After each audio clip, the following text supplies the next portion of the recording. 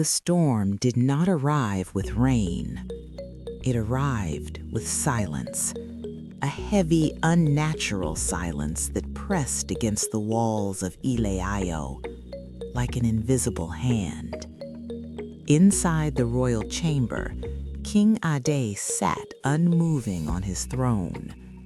The letter rested in his hand. Its edges trembled slightly, not from the wind, from him. The oil lamps flickered, casting long shadows that twisted across the carved pillars, like spirits dancing in warning. King Ade had read the letter 7 times, yet each time the words cut deeper. Each time they became more real. He closed his eyes slowly, and the words echoed again in his mind. My king, the danger you fear is no longer coming. It is already inside your palace. His fingers tightened around the parchment. Impossible, or perhaps inevitable. A sudden knock broke the silence. Not loud, not aggressive, but careful, respectful, afraid. Enter, King Ade said quietly. The palace guard stepped in and knelt immediately. My king, the messenger who brought the letter, he is gone. King Ade's eyes narrowed. Gone? Yes, my king. He delivered the letter and vanished.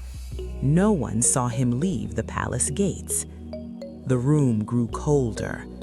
No one leaves the palace without being seen. No one. King Ade stood slowly. His royal robes fell around him like flowing authority, heavy with gold, heavy with history. Send Captain Adisa to me. At once, my king. The guard disappeared. King Ade turned toward the open balcony.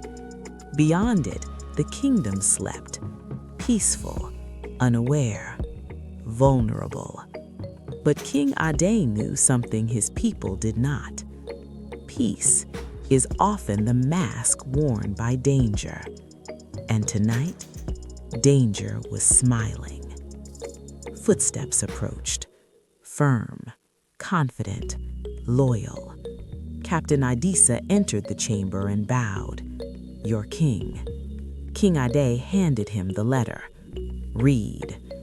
Adisa's eyes moved across the words.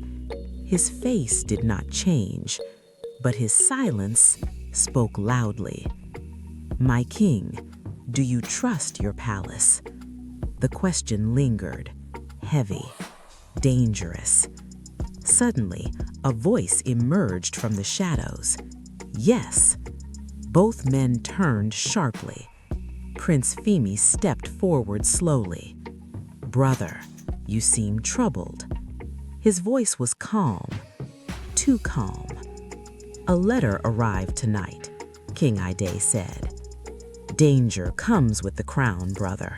It always has. King Ade stepped closer. Do you know anything about this danger? Femi paused. No, my king. My king. Not brother, my king. Femi turned to leave. He stopped at the doorway. Be careful who you trust. He left. The chamber fell silent again. King Ade did not sit because for the first time, the throne did not feel like power. It felt like a target. Thunder roared. The storm was no longer waiting. It was coming. And inside the palace of Ileayo, it had already begun. The palace of Ileayo stood tall beneath a restless sky. Thunder rolled in the distance, not close enough to strike, but close enough to warn. Inside the royal hall, oil lamps flickered against ancient carved pillars. Golden embroidery shimmered beneath trembling shadows. King Ade sat alone on his throne, not as a ruler, but as a brother haunted by doubt. In his hand, a letter. The parchment had been opened too many times, each reading heavier than the last. Your Majesty, the blood you trust sharpens a blade in the dark. Prince Femi meets in secret beneath the moon. The throne is no longer safe. The king's jaw tightened. He had faced war. He had faced famine. He had faced rebellion. But nothing shakes a king like doubt within his own family. My brother. Could betrayal truly grow so close? Far beyond the palace walls, beneath ancient iroko trees, Prince Femi stood in the forest shrine. Moonlight spilled across his face, determined, focused, unshaken. Across from him, a shadowed figure. You hesitate, the shadow whispered. Femi replied calmly, I do not hesitate, I prepare.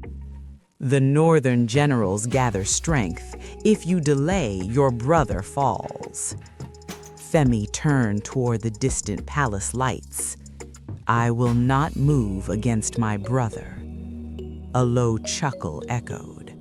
You may not need to. Unseen in the darkness, a palace guard watched, and fear entered the night. Morning came, but peace did not. The royal drums summoned the court. Prince Femi knelt before King Ade. Were you in the forest last night? Yes. Gasps filled the hall. And who did you meet? A loyal faction. The king rose slowly. Why would my brother need secrecy? Because rebellion is coming. The court fell silent. Before another word could be spoken, the palace doors burst open.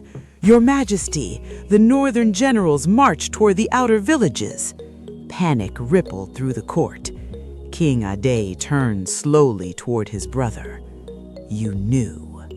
Yes. And you prepared. Yes.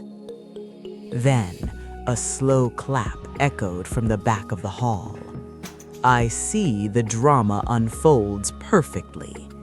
Prince Adetunji stepped forward. The letter served its purpose. King Ade's voice trembled. You wrote it. Yes. Shock froze the kingdom. You divided brother and brother. I revealed weakness. You chose him over me, Adetunji said. You made him your shadow. And what was I? Silence answered. The northern generals stand with me, Adetunji declared. The king felt the weight of generations upon his shoulders. This is about the throne, he whispered. No, Adetunji replied calmly. It is about destiny. You must choose today, your crown or your blood. War drums echoed in the distance, closer, louder. Femi stepped forward. I will not fight my brother. You already are, Adetunji replied. When brothers fight for power, the kingdom bleeds. King Ade closed his eyes. A king, a brother, a man standing between love and war. Seal the palace gates, he commanded. And so the throne was divided.